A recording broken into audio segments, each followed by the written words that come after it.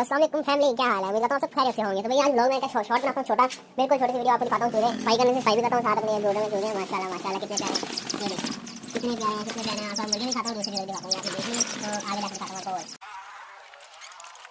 तो ये फैमिली, ये देखें माशाल्लाह माशाल्लाह हमारे मुर्गे, ये देखें कितना खूबसूरत है, वो भी कितना बड़ा हो गया। अपनी इसकी टेल मुझे बहुत पसंद है, उसाने के लिए अरे इतने प्यारे माशाल्लाह माशाल्लाह। शायद ही किसी के पास हो, वो वाला मुर्गा सबसे बेहतरीन है।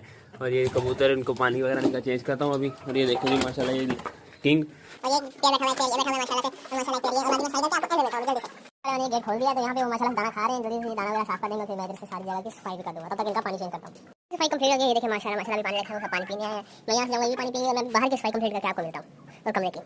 ये इधर की भी कंप्लीट। उम्मीद करता हूँ कि आपको यार आज की वीडियो अच्छी लगी तो लाइक से सब्सक्राइब कमेंट करके जरूर बताइए, और कमेंट में अपनी राय का इजहार जरूर कीजिएगा। वो कपड़े वहीं पर रहने थे, बाकी सारी क्लीनिंग हो चुकी है। तो भाई इस वीडियो को यहाँ भी करता हूँ एंड, और आखिर में ये देखें। Bye bye.